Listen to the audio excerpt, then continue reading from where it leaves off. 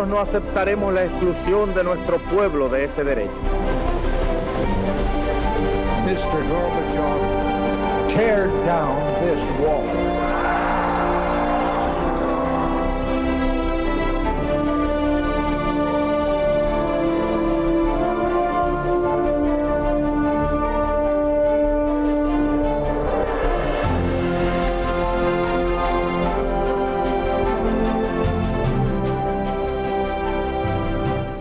Buenas noches, señoras y señores. Bienvenidos a Tiempos Modernos. Hace 25 siglos, Heródoto escribió que Egipto era un don del Nilo. Nosotros no exageraríamos demasiado si dijésemos que la civilización misma es un don del Nilo. Pero ¿de dónde procede ese inmenso caudal de agua que cruza el desierto, la faz del desierto, como si una cicatriz se tratara, el desierto más terrible y extenso del mundo, el Sáhara? Entre los muchos misterios que han jalonado la historia, ha habido uno que durante siglos ha seducido la mente del hombre como pocos, el misterio de las fuentes del Nilo. Y el primero en descubrirlas fue un español, se llamaba Pedro Páez y era jesuita. Vivió en el siglo XVII y fue a Abisinia a evangelizar el país. El resto se lo contamos a continuación. El Nilo atraviesa el desierto más extenso del mundo, el Sáhara, un término árabe cuya fonética evoca el desaliento de más de 9 millones de kilómetros cuadrados de arena y sol implacables, es decir, unas 18 veces España, que divide dos realidades radicalmente distintas, el mundo mediterráneo y el África negra. Durante largos siglos, el desierto constituyó una formidable barrera para poner en contacto ambas realidades.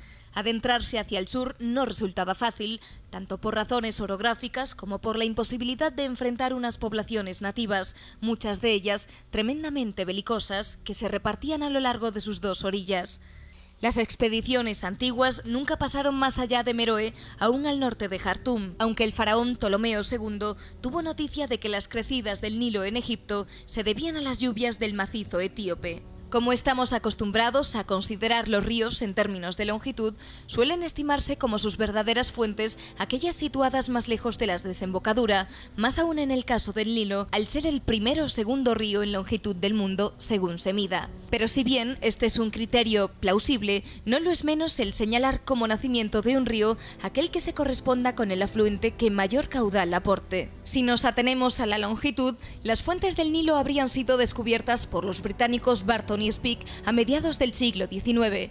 Pero si consideramos que el 80% del agua del Nilo procede de la rama conocida como Nilo Azul, entonces el descubrimiento se debe a un español, madrileño de Olmeda de las Fuentes, para más señas, llamado Pedro Páez. Pedro Páez, un jesuita del siglo XVII, dedicado como tantos otros jesuitas de su tiempo a la misión y a la conversión de los pueblos, viajó por Oriente hasta el asentamiento católico de Goa, una de las bases de la orden desde donde partió para Etiopía.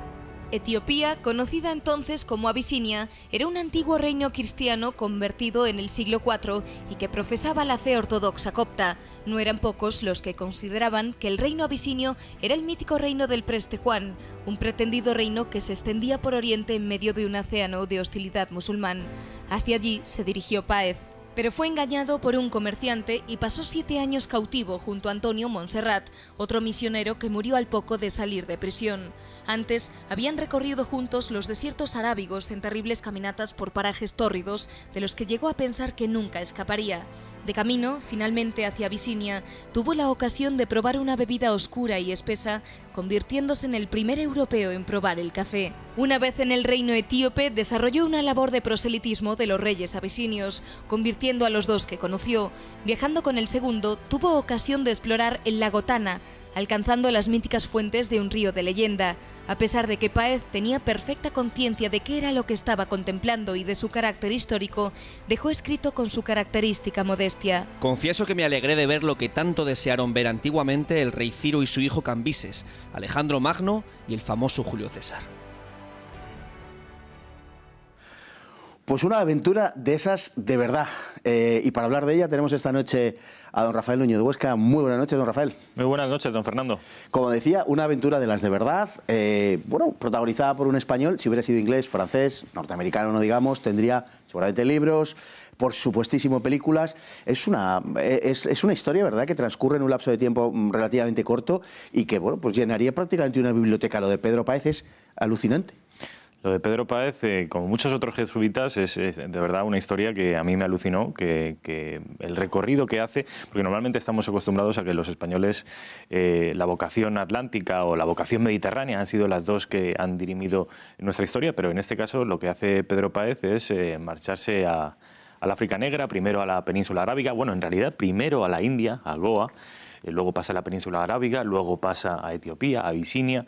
Es un recorrido que efectivamente se produce en muy pocos años, pero que es fundamental y que acaba coronando una de las metas que había tenido siempre el hombre, que era conocer cuál era el origen del río más gigantesco del planeta, 6.750 kilómetros, el río Nilo, que como muy bien decías, es probablemente el origen de nuestra civilización. Claro, claro. Es que lo de las fuentes del Nilo es algo verdaderamente sobrecogedor, lo ha sido durante larguísimos siglos. No obstante, hay un tema importante que es el de Abisinia. A partir del siglo XII, y además hizo furor en los siglos XIV, XV, se extendió la idea mítica de la existencia del reino del Preste Juan famoso, ¿no? Se situaba más allá, al otro lado, detrás de las líneas enemigas, de las líneas del Islam, y casi todo el mundo tendía a situarlo, pues, en fin, en el Extremo Oriente, etcétera. Algunos ya apuntaban que podría tratarse de Abisinia, donde existía un reino cristiano que había sido cristianado y cristianizado en el siglo IV por San Frumencio, un comerciante de lo que más o menos hoy es el Líbano, y que, bueno, pues era uno de los reinos cristianos más antiguos que existían. Parece ser que al final, si la leyenda del Preste Juan tiene algún, en fin, alguna sólida origen, digamos, pues tendría bastante que ver con Abisinia, ¿no? Según esta teoría, esta idea. Esto tiene que ver, obviamente, con la aparición abrupta del Islam que consigue para su causa todo lo que es el sur del Mediterráneo, dividiendo la civilización en dos partes, la cristiana del norte de África hacia arriba y la musulmana hacia abajo. Bueno, pues a partir de esa islamización, que apenas dejó excepciones, se hablaba de un posible reino cristiano que mantenía un cristianismo más o menos arcaico, pero nunca se supo muy bien dónde situarlo y ni siquiera si era la verdad. Las diferencias cartográficas, geográficas, incluso nominales. Se hablaba de la India como un lugar exótico, pero en realidad había 3 o 4 Indias. Ni siquiera se sabía muy bien, pero en caso de existir, podía haber sido efectivamente este reino que finalmente sí cristianizó, sí evangelizó nuestro protagonista Pedro Páez, a los dos principales emperadores que conoció después de la muerte de uno y la posterior guerra civil. Pedro Páez, después de evangelizarlo, después de convertirlo al cristianismo, al primer emperador de Abisinia, al que conoció, le advirtió que no hiciera pública esa conversión a riesgo de sumir al país entendido al territorio, en una cruenta guerra civil, como así ocurrió. Después de la guerra civil, el sucesor, el nuevo emperador, también fue convertido por Pedro Páez, y hoy el 66-65, 2/3 de la población de Etiopía son cristianos, muy probablemente gracias a nuestro compatriota. Bueno, estamos acostumbrados, claro, hablamos de Abisinia, pero es que la actual Etiopía... Pero es que en medio está el desierto del Sáhara y estamos acostumbrados a hablar cuando hablamos de impedimentos geográficos, sobre todo en esa época, a considerar los océanos o mares. En realidad, más bien, sobre todo una vez que son conocidos, los mares son autopistas para llegar a sitios. Los desiertos, en cambio, que se nos suscitan pocas veces como esos impedimentos geográficos, ¿no?, para llegar a otros sitios, en realidad siguen siendo barreras, se conozcan o no se conozcan. Es decir, ese carácter no ha cambiado, ¿no? Efectivamente, hasta el punto de que conquistamos América en 1492, finales del siglo XV, y el origen del Nilo, que está detrás de una gigantesca masa de arena, no se produce hasta finales del siglo XVI.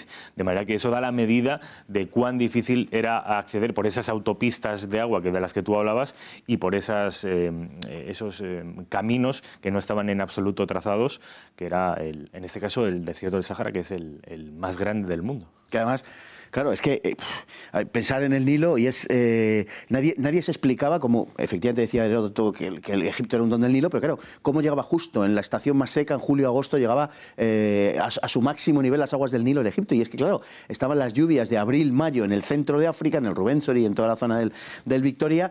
Era cuando se producía la estación de las lluvias largas, que le llaman, y claro, tardaba 2 meses en llegar hasta allí, y luego inmediatamente las lluvias del altiplano etíope de Abisinio, que fue lo que descubrió la Gotana, que es lo que descubre Pedro Páez. Efectivamente, precisamente por esa masa gigantesca de arena que era el Sáhara, los europeos no podían imaginarse que más hacia el sur iba a haber un subcontinente de clima tropical, frondoso, verde, con gigantescos bosques.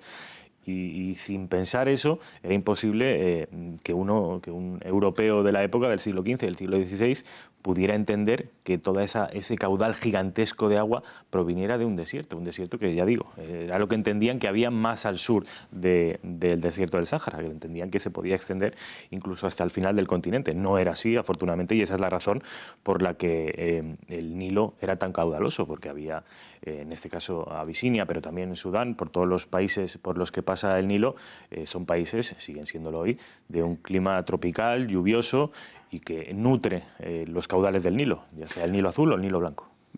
Bueno, antes de esto tenemos la historia de Pedro Páez, que sale de la India, que se dirige hacia Abisinia, que es engañado, que es llevado como esclavo. Bueno, es una aventura absolutamente que lamentablemente no tenemos tiempo en este espacio, pero por lo menos sí para enunciarla. Es reducido a la esclavitud, atraviesa los desiertos del sur de Arabia, es el primer hombre que toma café, el primer europeo que toma café, no el primer hombre evidentemente, y acaba llegando a Abisinia, pero claro, está 7 años prisionero. Es una cosa verdaderamente increíble. 7 años padeciendo junto con otro jesuita, Montserrat. Con Antonio Montserrat, 2 jesuitas, uno catalán y uno madrileño, que se forman en España, pero principalmente en Portugal. Precisamente por eso hay cierta controversia con respecto al origen nacional de Pedro Páez, finalmente, y como ha quedado atestiguado, es español, pero sí que es verdad que ese periplo por los desiertos arábigos consiguen no acabar con Pedro Páez, pero sí con Antonio Montserrat, que ya no se consigue recuperar de ese tránsito por los desiertos de Arabia,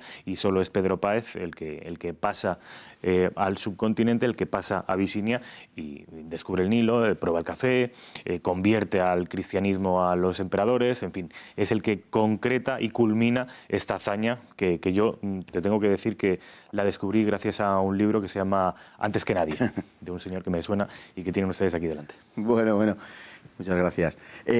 Bueno, al final, como resumen, digamos, como corolario de lo que es Pedro Páez, descubre el Nilo azul, descubre para Europa, para los europeos el café, y evangeliza a 2 reyes. Catoliciza, convierte al catolicismo a 2 reyes. Casi es un resumen de lo que son los españoles en la historia, por lo menos en esta época.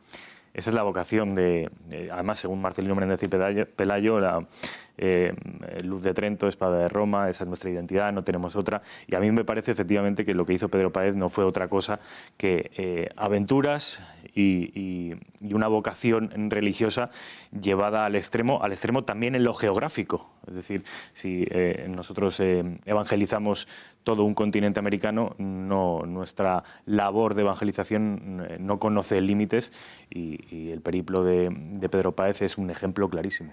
Estuvo en la India, estuvo en la península arábiga, estuvo en África, y repito, es muy importante, hoy 2 de cada 3 etíopes son cristianos precisamente por la labor de Pedro Páez. Pues, bueno, como decimos, un buen corolario, un buen resumen además de lo que ha sido la labor de los españoles en la historia, por lo menos en este periodo. Una vida llena de aventuras, la de Pedro Páez. Muy buenas noches y muchísimas gracias, don Rafael, Fernando. Y a ustedes también, muchísimas gracias por estar ahí día tras día, noche tras noche. Muy buenas noches y hasta mañana, si Dios quiere.